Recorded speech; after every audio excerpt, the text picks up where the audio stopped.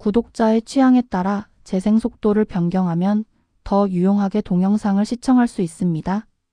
이 영상은 성경을 매일 한 장씩 읽는 효과가 있고 궁금한 부분을 해소할 수 있으며 맥락을 이해하는 데 도움이 될 것입니다. 민수기 27장.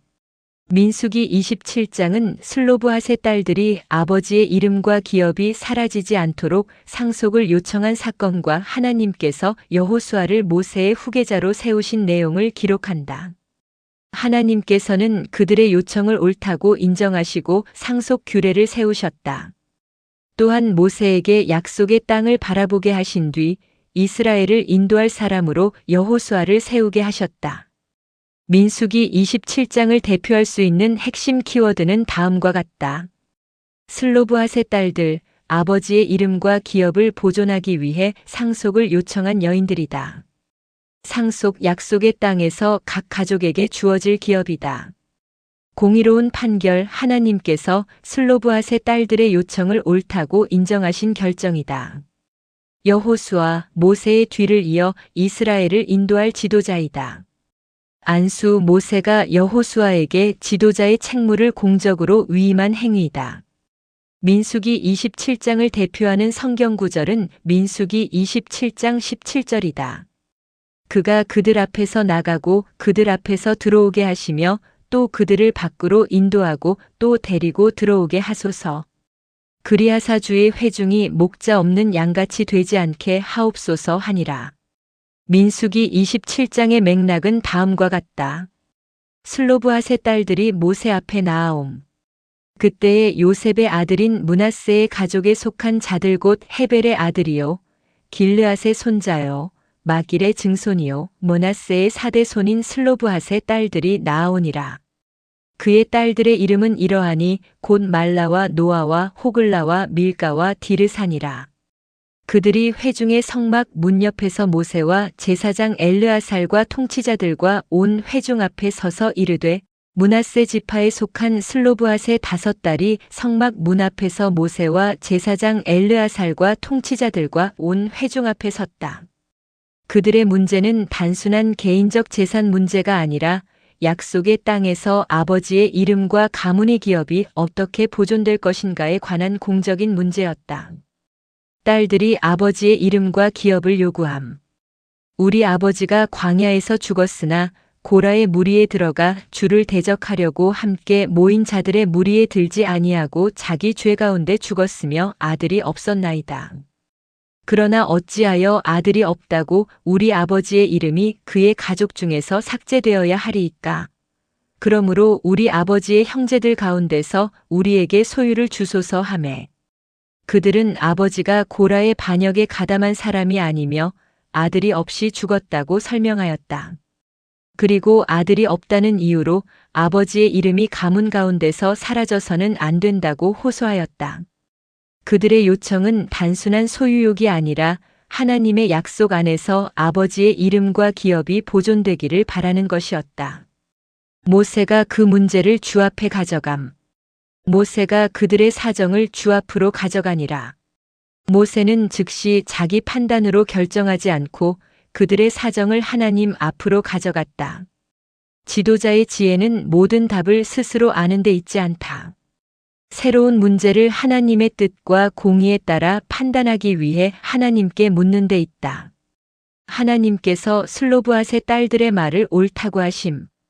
주께서 모세에게 말씀하여 이르시되 슬로브핫의 딸들의 말이 옳으니 너는 반드시 그들의 아버지의 형제들 가운데서 그들에게 상속 재산의 소유를 주고 그들의 아버지의 상속 재산이 그들에게 돌아가게 할지니라.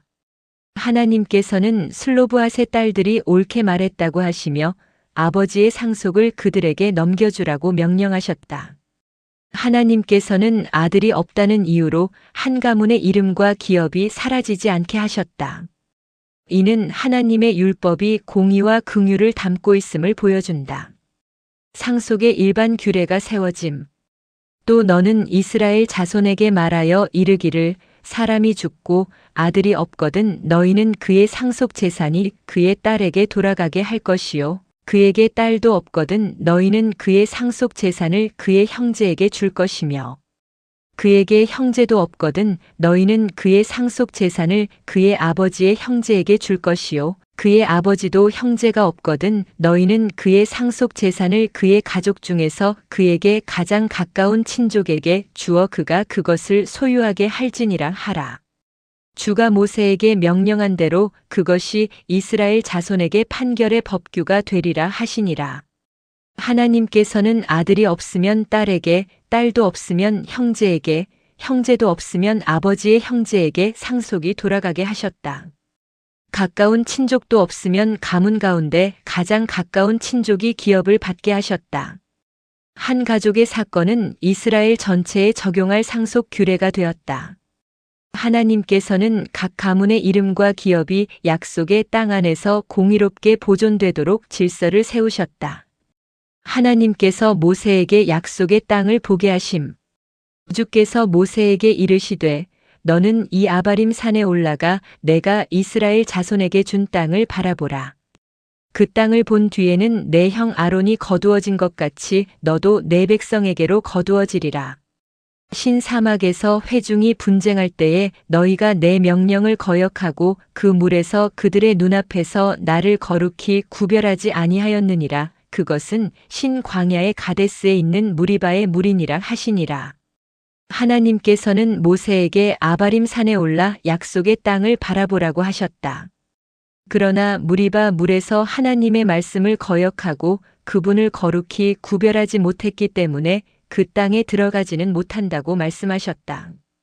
모세는 약속의 땅을 바라보는 은혜를 받았지만 불순종에 대한 징계는 피할 수 없었다. 하나님의 위대한 종이라도 하나님의 거룩 앞에서는 예외가 아니다. 모세가 후계자를 구함. 모세가 주께 아뢰어 이르되 주 곧 모든 육체의 영들의 하나님께서 한 사람을 이 회중 위에 세우사. 그가 그들 앞에서 나가고 그들 앞에서 들어오게 하시며 또 그들을 밖으로 인도하고 또 데리고 들어오게 하소서. 그리하사 주의 회중이 목자 없는 양같이 되지 않게 하옵소서 하니라. 모세는 자신의 죽음이나 약속의 땅에 들어가지 못하는 아쉬움보다 이스라엘 회중을 먼저 생각하였다. 그는 백성을 인도할 사람을 세워 그들이 목자 없는 양처럼 되지 않게 해달라고 간구하였다. 참된 지도자는 자기 자리와 명예보다 하나님의 백성을 먼저 생각한다. 모세는 자신이 떠난 뒤에도 공동체가 바르게 인도받기를 바랐다. 하나님께서 여호수아를 세우라고 하심. 주께서 모세에게 이르시되 눈의 아들 여호수아는 속에 그 영이 거하는 자니 너는 그를 데려다가 그에게 안수하고 그를 제사장 엘르아살과 온 회중 앞에 세우며 그들이 보는 앞에서 그에게 책무를 주고 내 존귀 중 얼마를 그에게 주어 이스라엘 자손의 온 회중이 그에게 복종하게 하라. 그는 제사장 엘르아살 앞에 서고 엘르아살은 그를 위해 우림의 판결에 따라 주 앞에서 조언을 구할지니 그들은 그의 말에 따라 나가고 그들 곧 그와 및 그와 함께한 온 이스라엘 자손 즉 온 회중은 그의 말에 따라 들어올 것이니라. 하나님께서는 영이 있는 사람인 여호수아를 데려와 그에게 손을 얹으라고 하셨다. 그는 제사장 엘르아살과 온 회중 앞에서 책무를 받고 모세의 존귀 가운데 일부를 이어받아야 했다. 여호수아는 자신의 뜻대로 백성을 이끄는 사람이 아니라 제사장 엘르아살을 통해 하나님의 뜻을 구하며 인도해야 했다. 지도력은 계승되지만 언제나 하나님의 말씀 아래 있어야 한다. 모세가 여호수아에게 안수함. 모세가 주께서 자기에게 명령하신 대로 행하여 여호수아를 데려다가 제사장 엘르아살과 온 회중 앞에 세우고 그에게 안수하며 책무를 주었으니 주께서 모세의 손으로 명령하신 것과 같았더라. 모세는 하나님의 명령대로 여호수아를 제사장 엘르아살과 온 회중 앞에 세우고 손을 얹어 책무를 맡겼다. 모세는 자신의 자리를 붙들지 않고 하나님께서 정하신 후계자를 기꺼이 세웠다. 안수는 지도자의 권한과 책임이 공동체 앞에서 공식적으로 위임되었음을 나타낸다. 민수기 27장의 시대적, 사회적 배경에 대하여 고찰해보자. 민수기 27장은 가나안 땅 분배를 앞둔 이스라엘이 상속 질서와 지도력의 계승을 준비하는 장면이다. 슬로브핫의 딸들의 문제는 약속의 땅 상속이 실제 가족과 가문의 삶에 직접 연결된 문제였음을 보여준다. 고대 사회의 상속은 일반적으로 남성 후손을 중심으로 이루어졌지만 하나님께서는 아들이 없는 가문의 기업도 사라지지 않도록 딸에게 상속이 돌아가게 하셨다. 이를 통해 약자의 사정도 고려하는 공의로운 법규를 세우셨다. 또한 모세의 시대가 끝나고 여호수아의 지도력이 시작된다.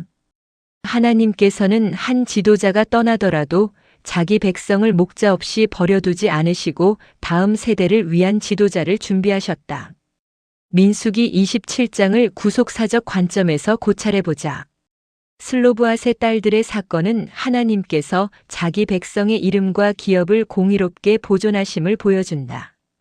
하나님의 약속 안에서 기업은 힘있는 자만의 소유가 아니라 하나님께서 정하신 질서에 따라 주어지는 선물이다. 모세가 약속의 땅을 바라보지만 들어가지 못하는 모습은 인간 지도자와 율법의 한계를 보여준다. 모세는 백성을 그 경계까지 인도했지만 최종적으로 땅 안으로 이끌지는 못하였다. 여호수아는 백성을 약속의 땅으로 인도할 지도자로 세워졌다. 이는 궁극적으로 하나님의 백성을 참된 안식과 영원한 기업으로 인도하시는 더 크신 여호수아 예수 그리스도를 바라보게 한다. 민수기 27장을 통하여 하나님께서 우리에게 주시는 메시지에 대하여 고찰해보자. 하나님께서는 작은 사람의 사정과 억울함도 들으시고 공의롭게 판단하신다. 슬로브핫의 딸들의 요청은 한 가정의 문제였지만 하나님께서는 이를 통해 이스라엘 전체를 위한 공의로운 법규를 세우셨다. 또한 하나님께서는 자기 백성을 목자 없는 양처럼 버려두지 않으신다. 사람은 떠나지만 하나님의 돌보심과 인도는 계속되며 하나님께서는 필요한 때에 다음 일꾼을 준비하신다. 민수기 27장을 통하여 그리스도인들이 가질 수 있는 질문과 답에 대하여 고찰해보자. 왜 슬로브핫의 딸들은 상속을 요구했는가? 아들이 없다는 이유로 아버지의 이름과 기업이 이스라엘 가운데서 사라지지 않게 하기 위해서이다. 그들의 요청은 단순한 재산 욕심이 아니라 가문의 기업을 보존하려는 것이었다. 왜 모세는 그 문제를 하나님 앞에 가져갔는가? 기존 관습만으로 판단하지 않고 하나님의 공의와 뜻에 따라 결정하기 위해서이다. 중요한 문제일수록 사람의 편견보다 하나님의 판단을 구해야 한다. 왜 모세는 약속의 땅에 들어가지 못했는가? 무리바 물에서 하나님의 명령을 거역하고 회중 앞에서 하나님을 거룩히 구별하지 못했기 때문이다. 오랫동안 쓰임받은 사람도 불순종의 책임을 피할 수 없다. 왜 모세는 자기 죽음보다 후계자를 먼저 구했는가? 이스라엘 회중이 목자 없는 양처럼 흩어지지 않기를 바랐기 때문이다. 참된 지도자는 자신의 자리보다 공동체의 미래와 하나님의 백성을 먼저 생각한다.